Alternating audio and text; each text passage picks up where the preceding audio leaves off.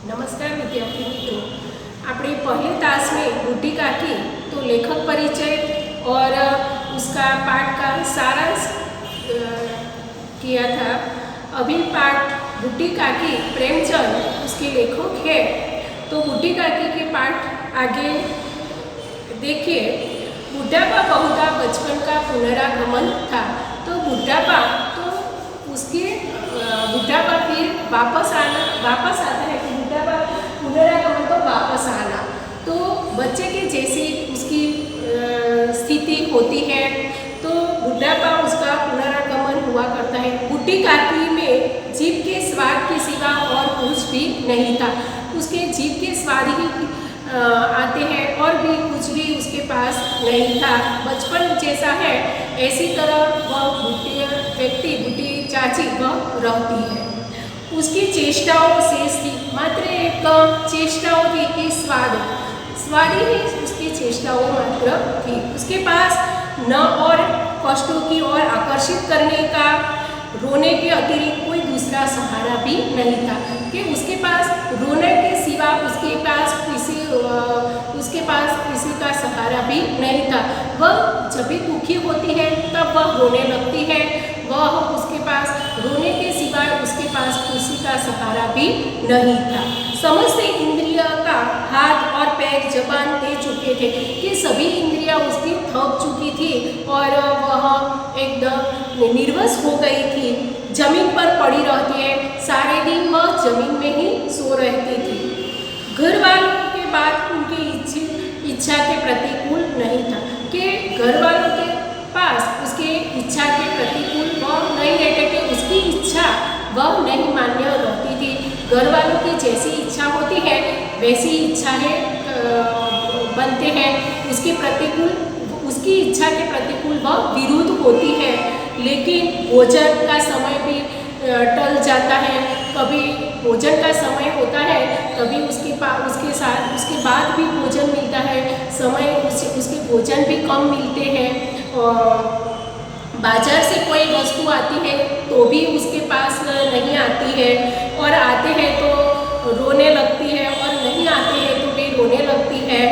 उनका रोना सिसकना साधारण था। कभी कभी वह दुखी होती है तो वह रोने लगती है। वह गला फाड़ फाड़ कर वह रोती है। गला फाड़ फाड़ कर रोना मुहावरे अर्थ होते हैं तो जोर जोर से रोना। तो जोर जोर से वह कभी दुखी होती है तो वह जोर जोर से रोने लगती है। उनके पति को स्वर्ग सीधा है। स्वर्ग सीधाना એટલે કે उसका अर्थ होता है मृत्यु होना। तो उसके पति की मृत्यु हुई थी। तो बहुत वक्त हो चुका था। उसके पति की मृत्यु को लंबा समय हुआ था। तरुण होकर वह बसे थे। बेटे तरुण हुए, उसके बेटे भी थे। वह बेटे पर तरुण होकर वह उसका भी मृत्यु हो गए थे। लेकिन उसका पति का भी मृत्यु हुआ था और एक बेटे तरुण होकर उसका भी मृत्यु हुआ था। वह अब एक भतीजे के सिवा और कोई नहीं था। तो उसके पास एक भतीजा उसका था। उसका नाम था बुद्धिराम। पहला तास में आप पात्रों के नाम मैंने बताए थे, तो उसके भतीजे का नाम बुद्धिराम था। वह सिवा उसके पास भतीजे के सिवा उसके पास कोई नहीं था। वह भतीजे के नाम उन्होंने अपनी सारी संपत्ति लिख दी थी है कि भतीजे के नाम पर उसकी संपत्ति सारी उसके नाम पर लिखी गई है। बुद्धिराम ने सारी संपत्ति उसके लिखाते हैं समय खूब लंबे चौड़े वादे किए थे कि जब संपत्ति लिखी थी तब उसने वादा किया था उसने रखने का, उसने सभी चीज़ें की ध्यान रखने का। ऐसी सभी चीज़ों उसने एक कागज पर उसने लिखा था और उसके साथ वादा किया था। लेकिन वह वादा एक कागजात पर ही लिख रहा था और उसके साथ ध्यान पर नहीं लेते थे। वह केवल खुले डिब्बों में दलालों के साथ वह दिखाए हुआ सच बात थे। उसके प्रति कोई ध्यान भी नहीं रखता था। समय खूब लंबे चौड़े वादे किए थे। संपत्ति के वार्षिक आयाम कम न थी। उसकी बुढ़ी काकी की वार्षिक आवक वह कहीं कम नहीं थी, बहुत ज़्यादा आवक थी उसकी। बुढ़ी काकी के भरपेट भोजन भी कठिनाइयों से साथ उसके भरपेट भोजन भी मिलता है। लड़कों का बुढ़ापे के स्वाभाविक विद्वेष होता है कि लड़कों बच्चे होते हैं तो उसके पास वह बुढ़ापों के प्रति, वृद्धों के प्रति उसके एक विद्रोह के भाव होते हैं। लेकिन फिर भी वह माता पिता का यह रंग देखते वह बूढ़ी काकी उसके इस बूढ़ी काकी को सताया करते हैं कि उसके माता पिता और बच्चे उसके सताया करते थे, उसके परेशान करते हैं। वह कोई चुटकी काट कर भागता है, उसके हैरान परेशान करता है और अपनी कुल्ली पर देता है ताकि चीख मारकर रोती, परंतु यह प्रसिद्ध थी, वे केवल खाने के लिए रोती है। उसके साथ बच्चे कभी कभी चुटकी काट कर भाग जाते हैं तो कभी कभी वह हैरान हो जाती है और वह दुखी होती है। लेकिन अतः उनके संताप पर अंतवाद के सिवा उसके पास कुछ भी नहीं था। उसके एक खाने के सिवा वह किसी के लिए वह पश्चाताप भी नहीं करती है। संपूर्ण परिवार यदि काकी के किसी अनुराग में ही था। छोटी लड़की लाडली उसकी सेवाएं भी करती है और उसके प्रति वह ध्यान रखती है। भाइयों डर से अपने हिस्से की मिठाई उसके देते हैं कि हिस्से मतलब कि उसका भाग होते हैं। तो जबोना बुढ़ी काकी के पास बैठकर खाया करते कि जबोना जैसे उसके पास खाना है तो उसके पास वह खाते हैं, लेकिन बुढ़ी चाची को वह नहीं देते हैं।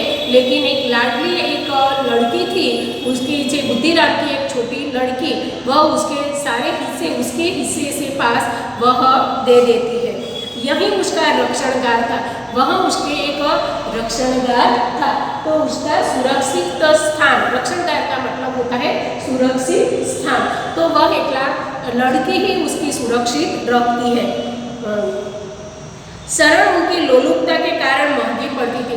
उसकी लोलुपता वह लड़की को होती है, पर कभी कभी वह महंगी पड़ जाती है, कभी कभी वह डांटना पड़ता है उसके साथ। तो तथापि भाइयों अन्याय कर की तुलना में वह भाइयों होते हैं वह उसके साथ अन्याय भी करते हैं। उसके साथ बुद्धिराम के द्वारा सहनाई बच रही थी।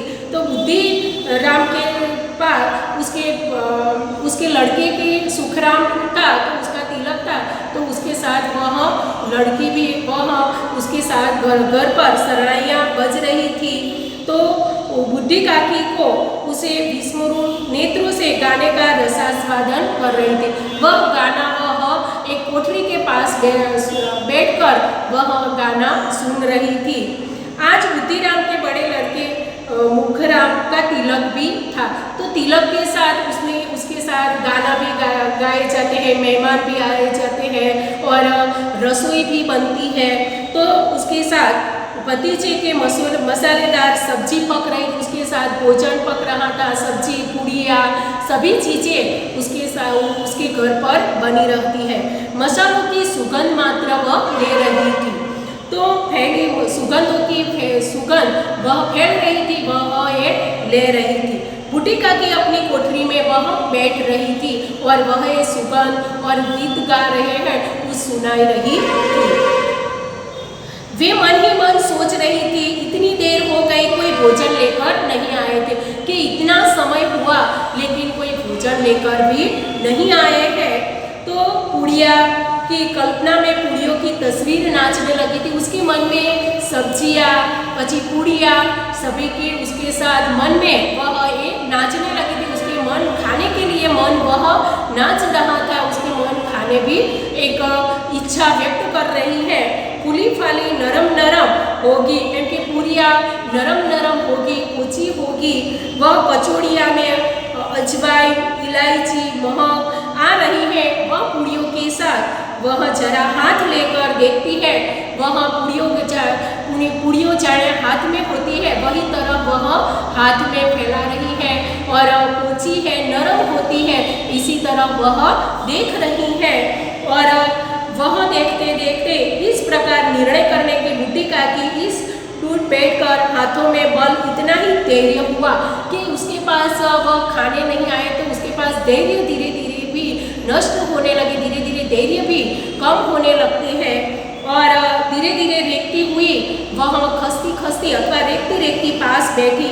यहाँ आने पर उन्होंने इतना ही धैर्य हुआ जितना भूखे कुत्ते को खाने वाले से सन्मुख बैठने में होता है, कि कुत्ते जब खाने वाले के उसके पास खुराक होते हैं वह सन्मुख उसके पास बैठी है, इसी तरह भी बुढ़ी काकी वह खाने के लिए रेखती रेखती वह उसके पास पहुंच जाती है, और वह खाने के लिए वह इंतजार करती है, और सभी की सुगंध वह ले रही है। वह बुढ़ी चाची वह दुखी होती है, और उसके दुख वह जब दुख पड़ते हैं तब वह रोने लगती है और खूब पर हैरान होती है, उसके प्रति किसी को ध्यान भी नहीं रखते हैं।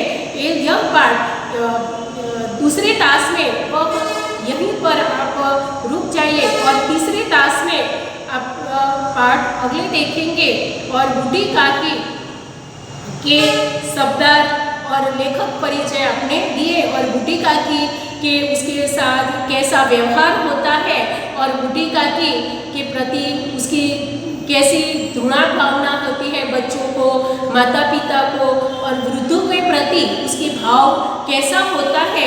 तो समाज में ऐसी वृद्धों की स्थिति होती है, वह स्थिति आज पाठ में बुढ़ी काकी की ऐसी स्थिति होती है, वह पाठ आगे तास में तीसरे तास में आप आगे देखेंगे। अस्तु।